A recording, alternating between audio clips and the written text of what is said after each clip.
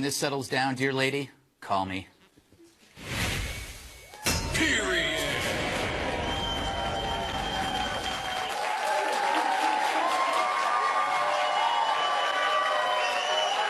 All right. Let's welcome tonight's guest, shall we?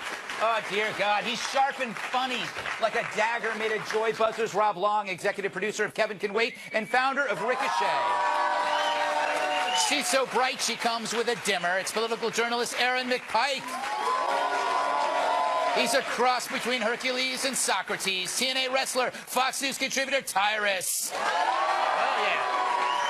yeah. And she's so cynical, it's clinical. National Review reporter and Fox News contributor Kat Timpf. Boo! Boo! Rob.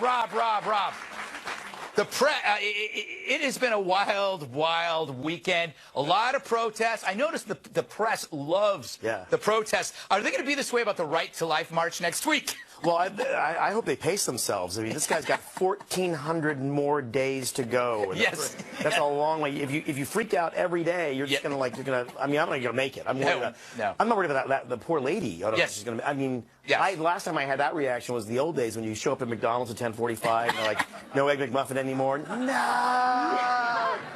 But if you saw that, if you backtime that video, which is interesting, which I think is another thing we're going to have to get used to, you can see her as the countdown is getting ready. He's ready to like finish the oath. Yeah. She looks up. It's really true in the video. She looks up at the camera. And that is going to be a metaphor for the next 4 years. It's people doing crazy stuff and having freakouts just for the camera, just kind of a pay attention to me kind of thing. I know I do that when I'm in my hotel room. Yeah, but there's somebody there. There's also a camera. Yeah, there's a lot of cameras. Yeah. Aaron, okay. Why is it this never happens? I always say this never happens when a Republican loses. Like, the Republicans don't run out into the street and break stuff. Is this just some kind of inherently genetic problem with Democrats? Well, you know, a lot of people would point out that it was a lot of not Democrats who were protesting. They were like anarchists out. I.e. super Democrats. Well, you know what? Here's what I'll tell you. A lot of the press obviously went out to big protests in Baltimore and Ferguson and all these other places, but we haven't seen protests like this actually happen on the streets of Washington. You never see this on K Street. So a lot of journalists, including me, were upset when we saw the coffee shops that we go into and the banks that we go into have their windows smashed. It was unsettling. It's hard to break windows in the city when all the windows are already broken. Ladies and gentlemen, that was a commentary on Washington, D.C. and the current problems they are experiencing. We'll be right back. No, let's go to you, Tyrus. Tyrus, you were actually there. We'll get to that later. In the streets, yeah, you were in the streets. Do you know that Larry King's rented limo was attacked, and they broke all of Larry King's windows? Well, it's rented, so it's not really his. That's true. So it's like, oh, you broke the windows. I'd be like, oh, don't break that one. Please don't slash that tire. Yes. I have insurance. What are your thoughts? You know what? We were in the mix. We were down in the jungle, and most of the protesting was peaceful and stuff. But everybody I talked to that was so how did you vote? I didn't. Well, why are you talking? Like, where was this 4 months ago? Right. This support for Hillary wasn't there. They didn't come out in droves like this. They didn't support like this. True. They're whining after the fact. You missed it. You know, they missed the. I mean, I get it. You want to hear your voices heard, but it's so confusing, like you didn't vote. Yes. A majority. I mean, I'm talking like we talked to a lot of people. You know, it wasn't everybody, of course, but literally every other person I talked to didn't vote. I don't want to vote, blah, blah, blah. So you really don't, in my opinion, if you don't vote, you don't necessarily have a voice in it.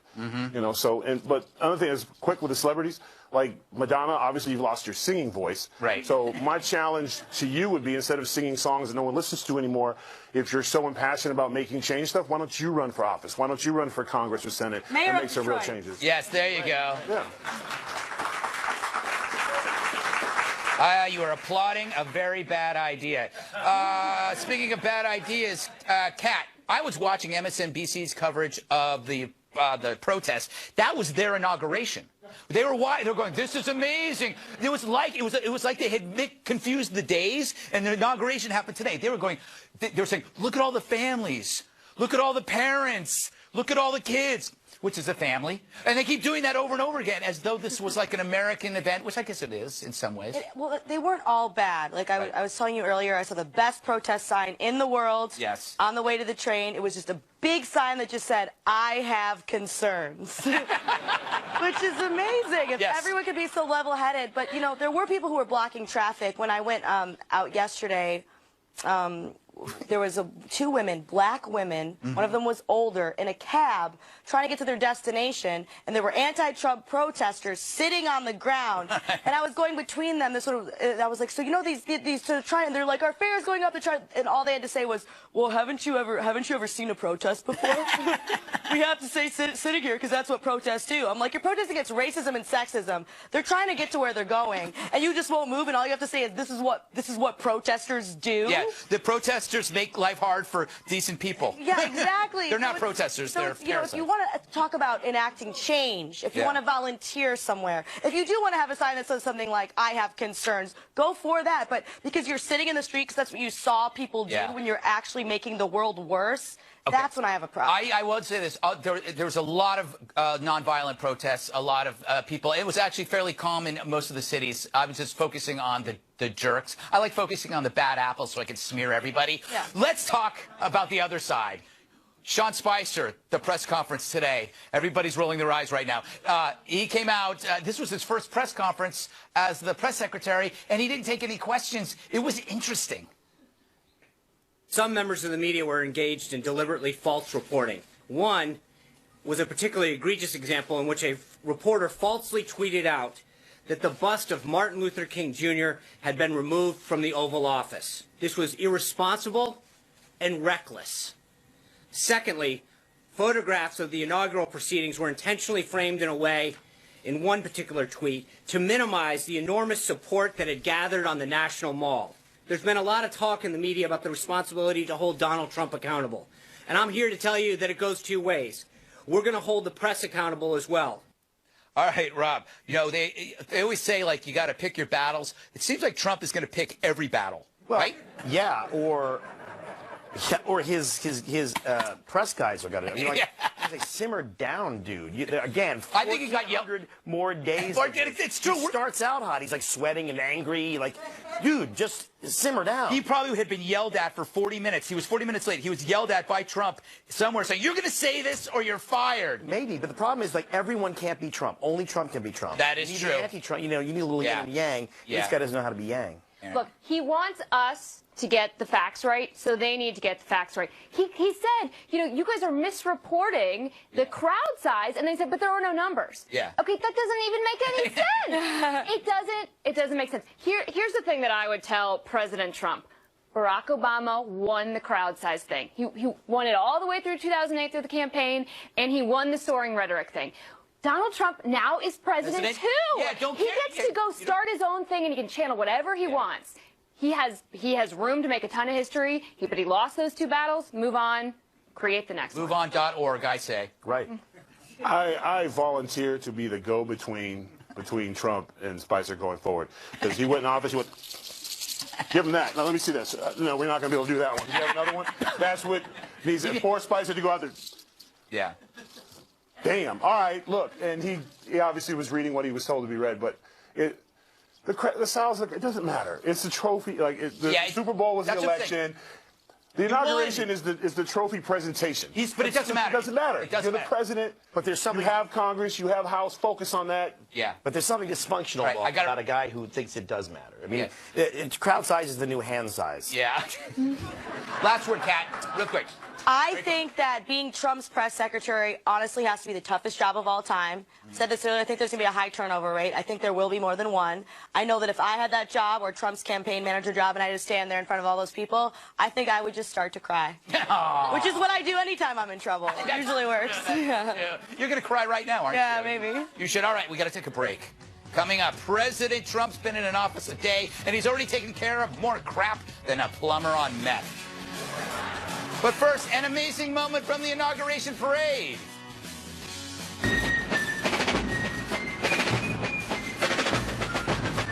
Mr. President, are you going to watch the Greg Gutfeld show tomorrow night? It's on Fox News Channel. It's also the best.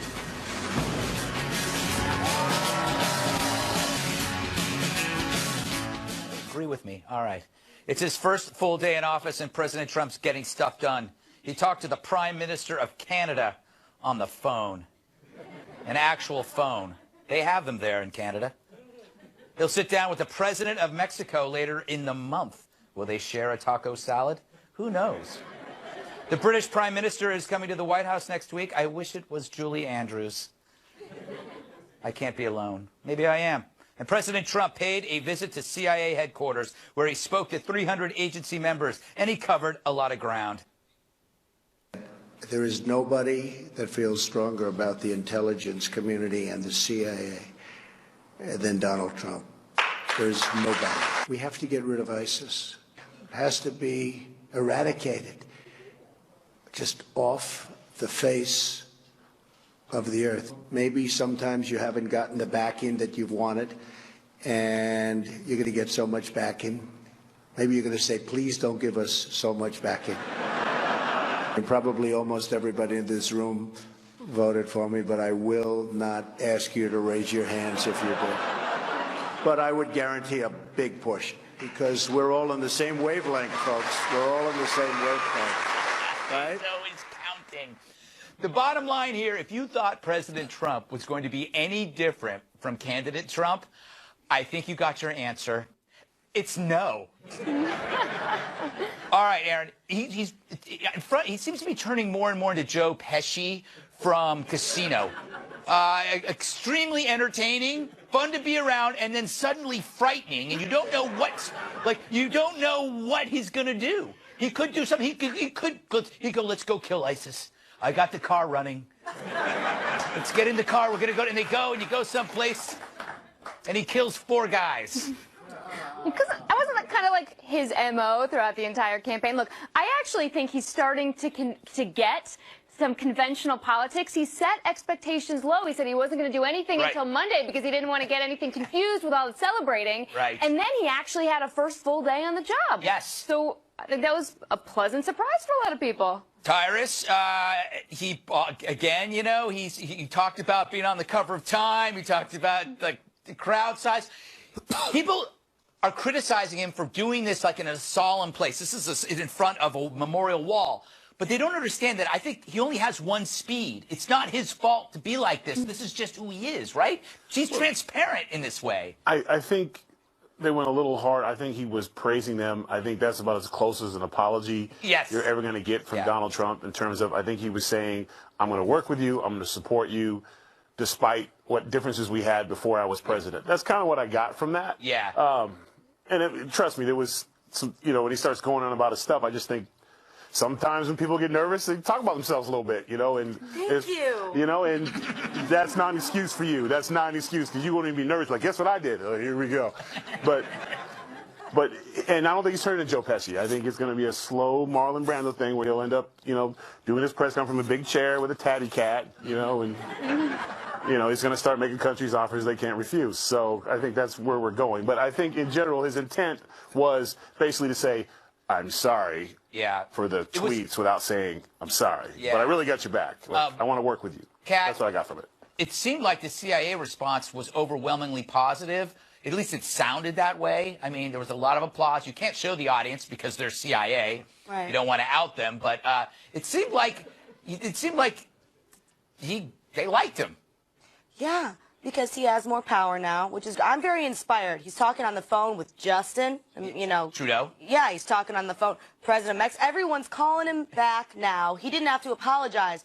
I've learned from this experience that if the people that I want to call me back, I don't need to apologize. Right. I just need to gain power over them, and then they will call me. There you go. Excellent. So, I don't think that's a bad way to like go about ex-boyfriends, you'll somehow you'll kidnap them, you'll put them in a basement, and you will have power over them, and that will be your solution. Step 1, get a basement.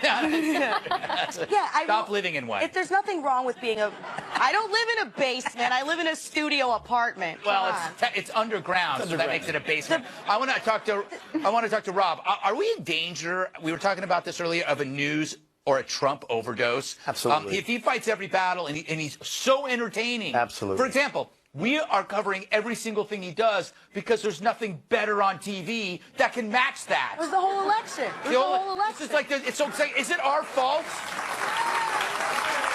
They love, I mean, look, he's entertainment personified. Well, there's a lot of good stuff on TV. I mean, some of us do that for a living. So let's Kevin can wait 8 o'clock on CBS. Yeah. Very good, very good. Look, I mean, it depends on what movie you're playing in your head, right? Right. The opposition is playing every single thing Donald Trump is doing now. They watch with spooky music playing in their head. Mm-hmm. They're not watching color pictures of Trump. They're watching black and white documentary footage that's grainy, like in Nazi Germany, and everything is in slow motion. He looks like the supervillain, right? Yes. And that eventually is going to get exhausting. The truth is, he's doing everything normally, like what a normal president does when he takes office. He makes calls to foreign leaders. He goes and meets bureaucracies. All this stuff is kind of normal. It's not that different. We got to wait for this guy to actually do something. He's a lot of talk. We'll see what happens, and give him a shot. Obviously, he's the president. Yeah. Everybody wishes him well, right? Because we got a stake in it. Except for Cher. Except for Cher. Yeah. Yeah. But the weird over the dramatization of it all. It's like he's a drama queen, and now we're all drama queens. But it is kind of weird, okay? Give everyone some credit. It is kind of weird. We were all saying it was weird, that it would never happen. I remember being like, wouldn't it be funny if... And I was very wrong about that. And you voted for Gary Johnson. It's true. It all really happened. I vote for freedom. Yeah, okay. Is that a dog? No. I mean, it should be a great dog's name. It is. Or a baby. Sarah Poland's dog's name is Freedom. Yeah. Really? I think so. I'm not kidding. Somebody named their dog Freedom? Yes. They have like a flagpole in every room in their house? I don't know. I haven't checked. All right, still to come. Less than a day after the inauguration, and the media's already melting faster than a popsicle on a hot car seat. We discuss some of the best of the worst next.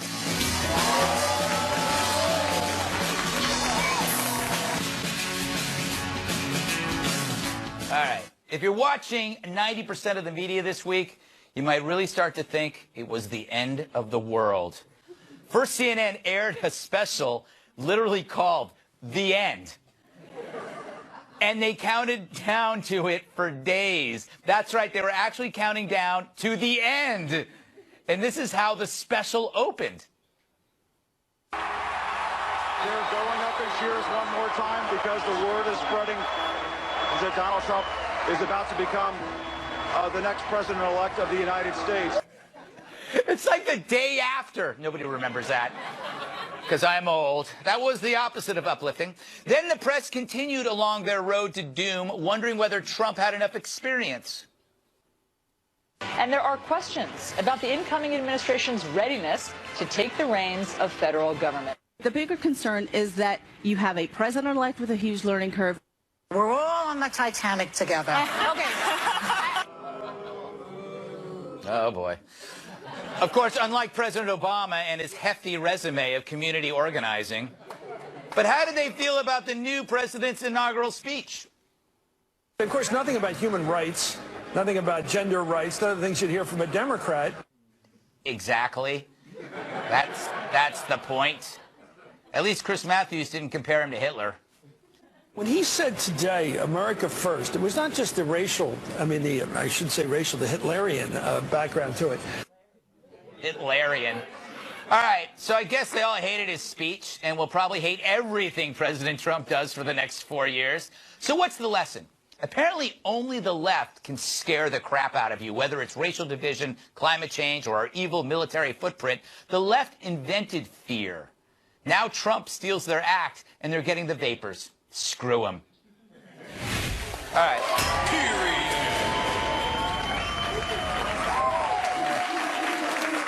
I never know what sets them off. Kat, do you think that this is just like a mirror image? Like Obama started out with a very negative portrayal of America. Remember, we have all these problems, and I'm going to change things. Isn't Trump doing the exact thing that Obama's doing, but just using different variables? Absolutely. I think that's what politics is all about, and what life is all about. You're supposed to, under-promise and then overperform. It's a very normal thing. He's not going to make America great again. It shouldn't have surprised anybody. That was his whole idea behind his entire campaign, was that America's not great. I'm going to make it great again. So, of course, that's what his speech is all going to be about. And, of course, you're going to have to use fear to do something like that. Yeah. You know what it is? It's like the movie Cobra. Remember the Sylvester Stallone movie? What? Tyrus? Got my attention now. Yeah, Cobra, yeah. go. Cobra. Well, no. Wasn't he the cure? Like something? Crime was a disease, and he was the cure. Yeah, something like that. Yeah. That's what Trump is. Trump is out. Trump is Cobra. I said he was Joe Pesci, but now he's Cobra. Sylvester Stallone holding the gun. He's like, I'm coming there, Tyrus. Yeah. To get rid of. Remember, he said it ends now. Now. It ends now. I don't know how it's going to end now. But it's ended now. That it's ending now. How? That makes it too hard. Why give you a how? No, of course no how. Now, Only because now. he's giving plans away to the enemy. Don't you listen to what he said? Yes. I'm okay with giving, like, health care plans away to the enemy. Yes. ISIS can hear our health care plans. The only thing ISIS is going to hear is the sweet sound of... Yeah. I mean, nobody disagrees with that. So, except ISIS. ISIS, yes. There'll be no more notes being dropped. Get out. All right. Leave. There's a huge mixer. Everyone's welcome. Come on down. Yes, that'll move. You won 2 tickets to the, I don't 40 know, the virgins Islamic for every Super Bowl. young man who shows up before 7. They show up at an Islamic cover. Holiday Yes. Inn, and they all get killed. Rob, will the media ever cut him some slack? I don't think. I mean, he's the greatest gift. So yeah, greatest gift. Also, their biggest threat. I mean, look, for years the rule has been Democrats give a speech about how terrible America is, and Republicans say, no, it's really great. Yeah. Now we have Republicans saying, no, America's really terrible. Yes. It's a horrible American carnage, all that stuff. And the Democrats have never, I mean, the liberals have never heard that. Yeah. So they're kind of freaking out a little bit. One of them is going to figure out that it's a huge potential market in just sort of reporting what this guy does. Right. Kind of in a flat, Yes. toneless, emotionless way. Well, he did this, he said X, he said Y, without a lot of... I mean, that's a big market. You can make a lot of money just doing that. That's right. And yet, robot reporters. I've been saying this forever. Right. I shouldn't know because I'd be out of a job. Well, I'm not a reporter.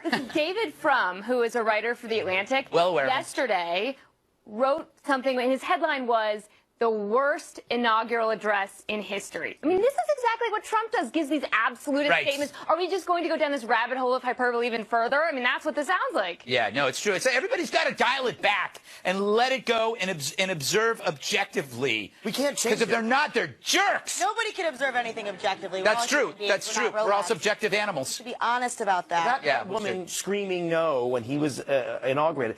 What did she think was going to happen? I don't know. Like, he's president of the United States. We knew that in November. If you say, let's have this now, we did it, we're going to see. If you yell no 3 times, what happens is Hillary Beetlejuice will return. All right. And become president.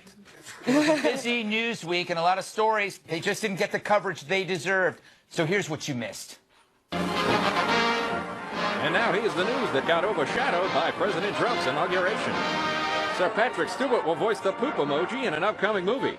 The Shakespearean-trained actor is better known for his work in Star Trek and X-Men. But we think this idea really stinks. Pop star Ariana Grande getting called out by fans for an out-of-touch Instagram post. She captioned the photo claiming she was the hardest-working 23-year-old human being on Earth. Now that's some small thinking, Grande. Next time, take your whining and split. Welcome back. We're live, in case you were wondering. We're going to talk about our favorite part of the inauguration. I think, Tyrus, you're first? Yeah, I thought the moment of the Trumps and Obama's family, the peaceful transfer was great. It was a great moment for the country and shows how people have different opinions and different views and don't necessarily get along, can be peaceful for the country. And I thought that was a great moment. Oh, very nice. Very serious thing there from Tyrus. I liked it when there was some reporters shouting questions at them. That was very funny. Who's next? Kat. Yes. Yeah, I like when you talk about the transfer of power and having it be from, not from one party to another, but to the people. I don't know if I believe that necessarily. As a libertarian, I have a lot of issues with Trump, but also as a libertarian, I'm very excited to see the two-party system get shaken up a little bit. Because did you want to throw to a moment? Well, that was just basically what he said. So. Oh, okay. I thought. Would you like to hear the soundbite? Because we planned on showing the actual soundbite rather than having you clumsily explain it. Okay. This is the part where I dance. Today, we are not merely transferring power from one administration to another or from one party to another, but we are transferring power from Washington, D.C., and giving it back to you, the people. See, Kat, when you do a show, you go, here's my favorite moment, and then you throw to it, and then you explain why. I think I did a pretty good job. I don't know. You know what, I think... I've certainly gained sympathy in the audience's eyes for you humiliating me on live television. They feel sorry for you, Kat. Yeah. All right, Aaron. Well, now I'm ashamed because I actually picked a funny one. Oh, that's okay. Which is George W. Bush trying to figure out how to get into a poncho. And here's the thing. Yesterday was such a strange day, and I actually haven't laughed as hard as I did yesterday looking at those photos. Yeah, look at Cheney's face. Yeah, and then he helped him. Yes. You know, there's a website for that. Yeah. This is like a dry cleaner bag. Yeah, it does. It does. Hey, it's a lot harder than it looks. Clearly, Give him a break. He was I can't open a plastic bag Not at the supposed grocery to store. do that. I haven't laughed as hard since 2013 when there was that New York Times Weekender commercial, and then the New York Daily News spoofed it. I laughed that hard again yesterday. What an obscure comparison. Do we have that? Roll Yeah, do we have that? No, we I haven't don't. laughed that hard since my aunt fell down a flight of stairs and landed in a bucket of mud. All right, Rob.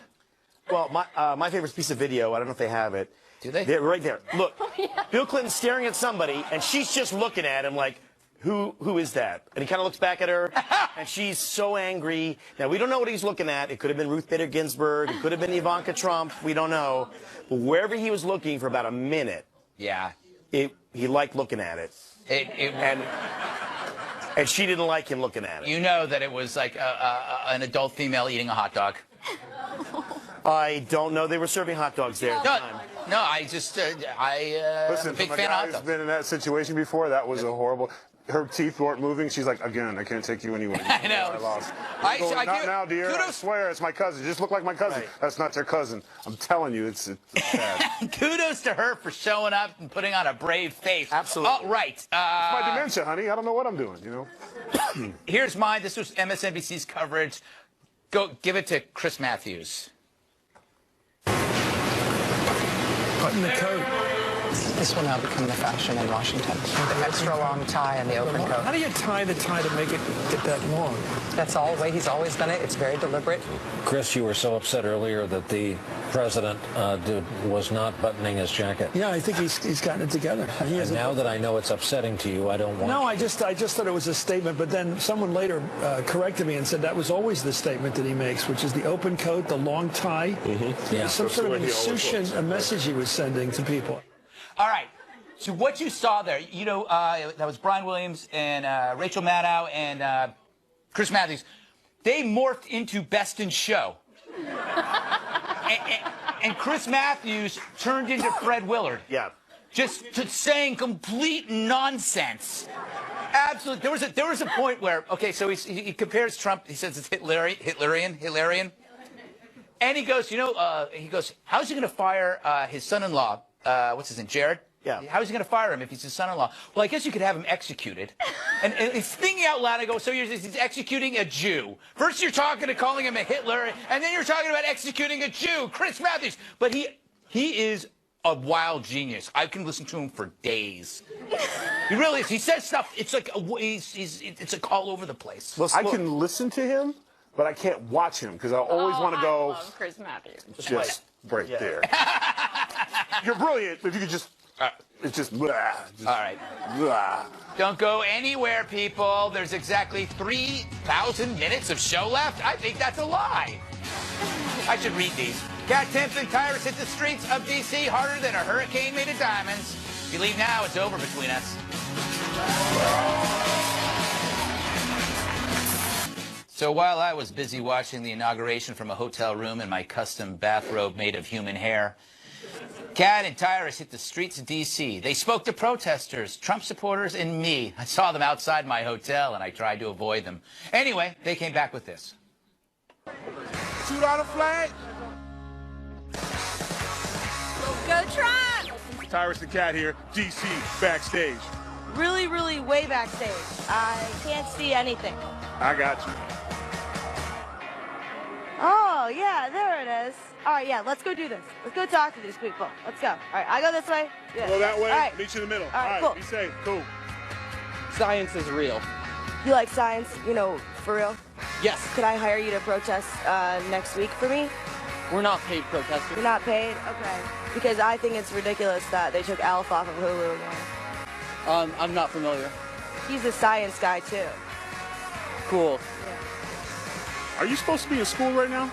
Yes, I'm supposed to be in school, but hey, the inauguration, school. So proud of your outfit. What we're going to do is we're going to blur out your face to protect your identity. Okay, so the teachers don't know you were playing hooky. That's fine. We're not. We're not going to do that. you can leave it in. You're super pro Billy Bush for prez.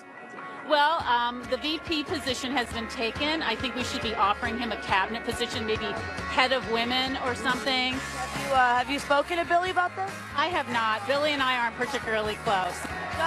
Justice for Billy. Justice for Billy Bush. Are they booing Billy Bush? What do you think of all this? It's great. Like I said, we came all the way from Ohio to come down here to support our president. And that's what we're going to do. Stand in line, stand in the rain, rain, sleet, or snow. We're here to support Trump regardless of what the situation is. He respects the office. So important. Do you think he's ever going to stop tweeting now? He'll never stop tweeting. He's addicted. I'm a little addicted to tweeting. Well, but not at 3 a.m., I bet. Sometimes. Well, but this is different. You're not president. Yeah, but I also always do regret it when I tweet at 3 a.m. You have to be careful when you tweet. It's public. It could get you. You're right. I think I was meant to meet you today. How was business going so far today? It's going well. It's going well. We just try and get it in. We came a little late, but we try and get it in. That's it. That's all. $5 hat. I can't get time to disturb my money. I'm trying to get Trump out the way. Hey, getting paid. Getting paid. You've been talking to these protesters at all? Any of them to change your mind, maybe? Not at all. Yeah. Maybe like by the other day you'll say Hillary not for prison? No. I'll probably just shout it louder. Yeah. Let's say that they were Facebook buddies with Russia the entire election, and Russia was feeding him stuff, and they were feeding Russia stuff. Would you respect the office? Maybe not necessarily the man, but respect the office if that was proven unfounded? It doesn't really mean anything. The office is the man. Okay, I respect your opinion. Me personally, I've always been, regardless of my views of the guy in there, respect the office because America first, party second. But if you feel that strongly about it, I respect your opinion. Thank you for your time. My pleasure. Thank you. Take care.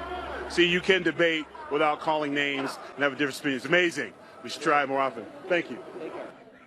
Well done. I just noticed when you two are together like that, you're like a human version of the number 10. You ever call her a 0 again, Greg? I'll pop your head in the mouth. I thought it was very good. Very good. Huh? Liked it? Yeah. It was raining a little bit. Whoa. What you made a lot of sacrifices. Yeah. What was the shoulders about? Like, for me, was that doubt? Like, well, yeah, TV pro. Or was it a solid? On a scale of 1 to 10, 6? I gotta go. A little bit, you know. All right. Yeah. Hey, put the camera on me because I got to go to a break. We got final thoughts up next.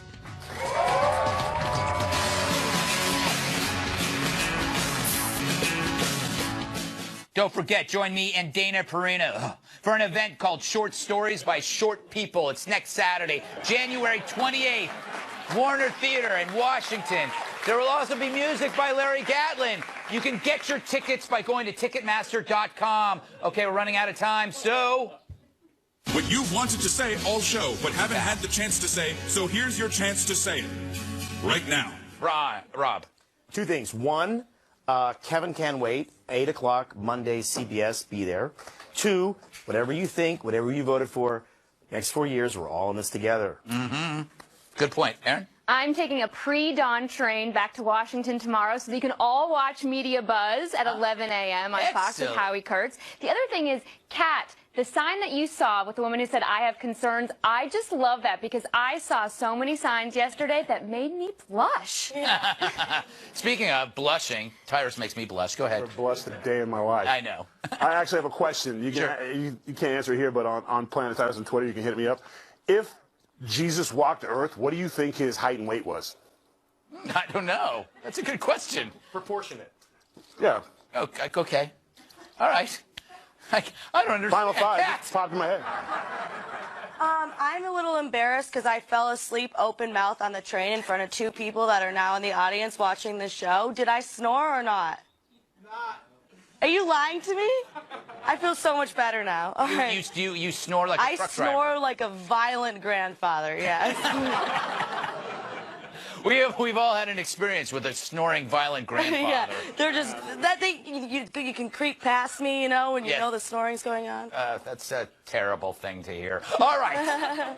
Thanks to Rob Long, Aaron McPike, Tyrus, Catherine, our studio audience. audience. I'm Greg Gutfeld, and I love you, America.